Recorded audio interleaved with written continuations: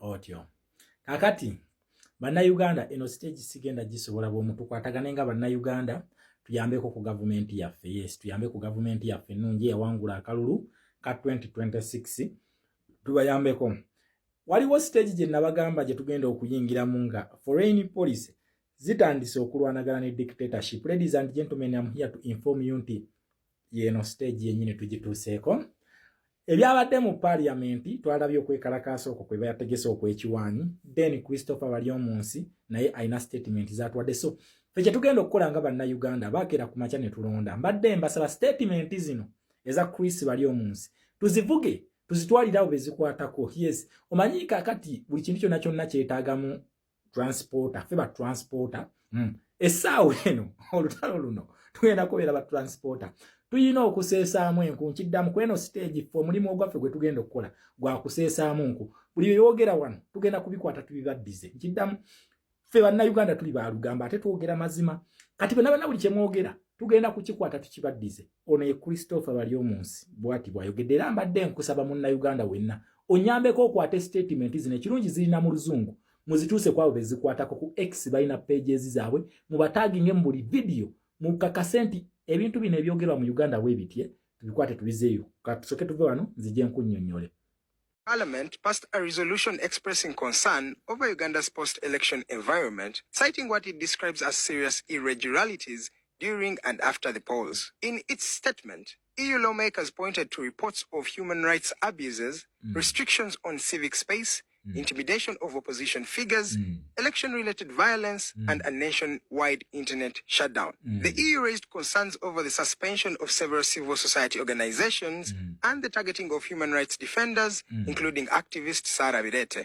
EU lawmakers further condemned what they described as a repression of opposition figures, journalists and protesters. They specifically cited the arrest of veteran opposition leader Kizza Besigye in Kenya, his reported prolonged detention, alleged denial of medical care, and the treason charges he is facing. However, Uganda's government has pushed back strongly against the resolution. First of all, lack information. I think many of them have even never stepped in Uganda. Thank you, sir. They just rely on what they read on social media. They should know that Ugandans have a right to freely choose leaders that they would want to govern them. Okay, sir. If they prefer Bobi Wine Kyagulanyi, let them give him a seat somewhere in Europe. But for him to become a president, it has to be Ugandans to vote for you. They just don't know what they are talking about. Okay. First of all, the European Parliament must be reminded that we regained our independence on the 9th of October 1962. Yes, sir. So we are an independent, sovereign country, and we take our own decisions. Okay. Dr. Baryomunsi emphasized that Uganda... Yes, thank you, sir, Mr. Christopher Baryomunsi. Bannayuganda bakeera ku makya ne balonda prove that. Njagala omuntu proving nti bannayuganda ffe twakeera ku makya ne tubalonda. Manyi bantu mmwe. Okuba akalulu kyangu ne legitimasi bibiri byanjawulo. Temutwesibaako mu nsonga zino nkiddamu. Temutwesibaako mu nsonga zino. Internet mwagijjako ne muleeta amagye ne gatukuba kibooko ne mutugaana okulonda. Kakati sebo wange otegeeza nti amagye be bannayuganda be baalonda gavumenti yamwe please. Ffe tetuli bannamagye nkiddamu. Ffe tetuli bannamagye wabula bannayuganda. Ffe tugamba nti akalulu ke twalonda mutuwe elections audit mutukakase nti twabalonda. Yes, wano we tuli. Nabagamba mwe mujja kugonda. Ate ekintu ekigenda okubonyaabonya abantu bano gye bayita ego. Uganda yafuna independence ng'ennaku z'omwezi mmeka? Ng'ennaku z'omwezi 9 omwezi wa October mwaka gwa 1962. Ekisooka sente ze mufuna mu European Union za bukozi bwa kimwe abali independent bazibawa zaaki? Loans ne grant ze mufunayo zaaki? Mugenda kulaba omuliro. Bali bamaze dde okuyisa resolution zaabwe onayogeza bigambo kakati mugenda kulabako ani afuga enseno nabagamba eno stage mugenda kugiraba. Bampita Dr. Shama kabaka wa Foreign Affairs. Just watch the space. Tugenda mu Uganda. Come rain, come sunshine.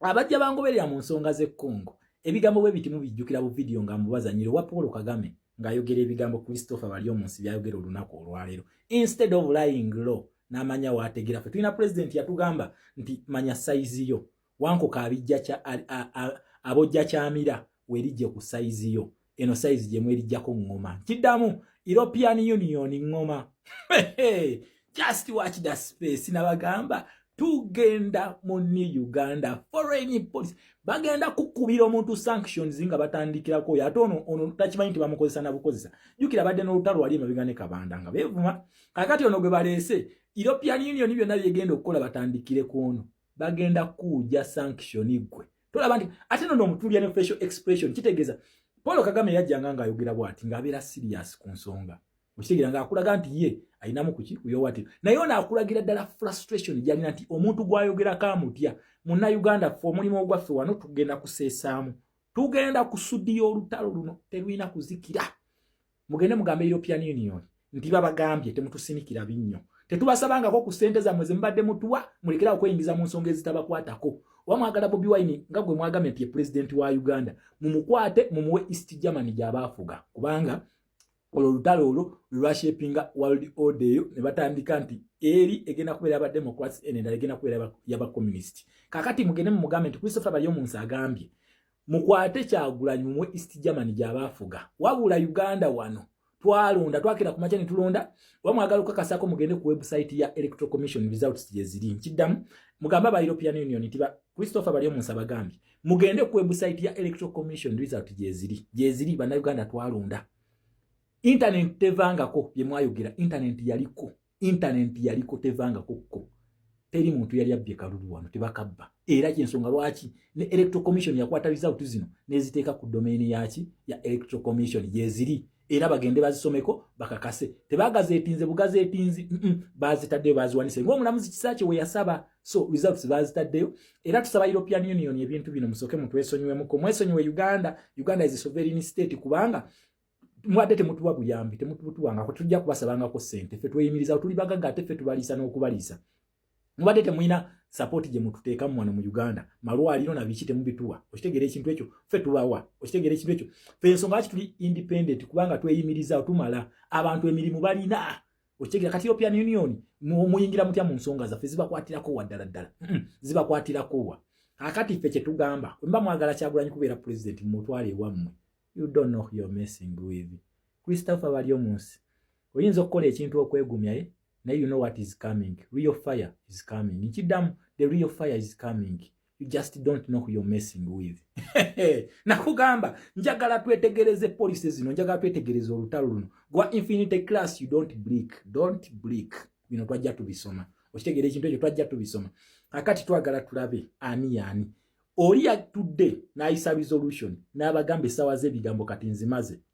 Oh no. Azze netunza mu kamera katwagala tubajjukize ne tufuna independence awo independence we twagifuna nebera independent Uganda nebera independent then Uganda olamala okubeera independent ne tufuna independence awo ne tufula independent oluvannyuma nsonga tuli independent yensonga kitulina independence ebyo mugenda kubyogera buli omu abyogedde Maduro yabyogera Kano Mwama Gaddafi byebigambo byasembayo okubagamba nkiddamu Kano Mwama Munyal El Gaddafi byebigambo byasembayo okubagamba You are not Gaddafi's match. Chiche tubagamba, do the right thing. Mubera ku media kunonga mugamba abantu temwagala Uganda eberenga Libya. Mwe mujipushinga, mutandise okujipushinga, okubeera nga Libya. Temwekwasa banna Uganda. Muzenga mukola sensitization programs. Na mugamba banna Uganda babeere bakakkamu. Uganda ereme kufaanana nga Libya. Musindika Uganda mutandise okutuwayiriza ebigambo nga etwalonda government eno tetubalondangako bakulu. Tetubalondangako wetumwanga mukakasa twabalonda mutulage engeri gye twabalonda mu biteeke ku website tubirabe mubirage banna Uganda ezo results ze mulina zammwe kye mugamba banna Uganda yemwe nze siri munna Uganda results zanga kaluluka nke nalonda kaliddawa mukandage Electoral Commission tena website gye ina kuteeka bintu ebyo for public review mu biteeke yo tegere nti banna Uganda twabalonda ewatali ekyo si yemwe banna Uganda bakulu tubakakasa kino olunaku lujja okufugibwa NRM omuzungu katufuge tuddayo abazungu batufuge tuddeyo mu colonialism tetugenda kubakkiriza kutufuga bantu mmwe mutuyisiza bubi nnyo mu nsi yaffe naye essaawa namwe mufesi mugenda kutwetaaga banna Uganda mbakakasa teri munna Uganda agenda kuyimirira namwe twagala emmundu ezo amakomera gye mututadde emigo gye mutukubye gibataase ku time eri essaawa eyo that time is not very far munna Uganda akaseera tekali wala very soon it is coming nakugamba mu foreign affairs ndikabaka kola bantu batandise olutalo twatandikira mu media parliament yetudde batandise olutalo lw'ebigambo tujja ani